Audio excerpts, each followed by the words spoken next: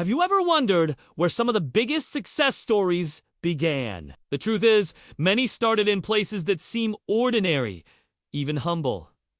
But that's where the magic often happens. It's not about where you start, but more about how you start. In today's episode, we'll meet a man who dared to dream big, starting with nothing but sheer willpower. His name was Adolf Dassler, and his story would change the face of sports apparel forever. Our story begins in a small town called Herzogenaurach in Germany. Adolf, or Eddie as he was known, grew up during the tough times of the Great Depression. Money was tight and jobs were scarce. But despite the economic hardship, young Adi had a burning passion for sports. In particular, he loved track and field events like the long jump and javelin throw. As a teenager, Adi got a job at a shoe factory, working long and hard days. But his mind was always racing with ideas. He saw firsthand the challenges athletes faced with the clunky, uncomfortable shoes of the time. And he had a vision to create something better, something that could enhance their performance. At first, this was just a dream, a distant hope that seemed impossible given his circumstances. But Adi refused to let that extinguish his passion. After a while, Adi left the factory job and enlisted in the army. But even there, his mind never strayed far from his goal. He experimented with making shoes out of army supplies, constantly tinkering and improving his designs. When World War II ended, Adi returned home with little money and few prospects. But he was filled with a strong determination to make his dream a reality. So he took a small loan from his mother and rented a small space in the basement of her laundry room. There, amidst the tubs of soapy water and the rhythmic clatter of the mangle, Adi began crafting shoes by hand.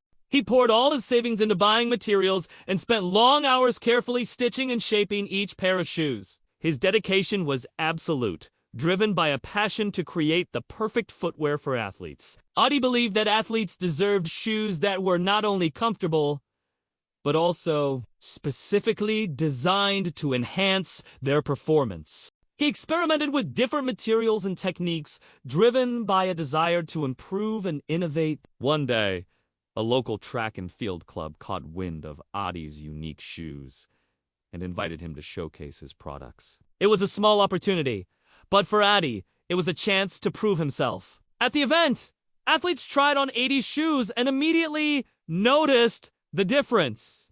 They praised him for his craftsmanship and the way his shoes made them feel faster, more agile, and better equipped to perform at their best. Word of mouth spread quickly through the athletic community, and soon Adi's shoes became highly sought after. It was the beginning of something extraordinary. As orders grew, Adi knew he needed help. So he called upon his brother Rudolf to join him in the venture. Together, they expanded their operation, but they faced numerous challenges. They struggled to secure enough materials, manage their finances, and meet the growing demand for their shoes. But through it all, their passion and commitment kept them going. They named their company Gebruder Dassler Schuhfabrik, which later came to be known simply as Adidas. Years went by and Adidas began to grow rapidly. The brothers opened a factory, hired employees, and set about revolutionizing the world of sports apparel. Their hard work and dedication paid off. Athletes from around the world started wearing Adidas, drawn to the quality, innovation, and unbeatable spirit that the brand represented.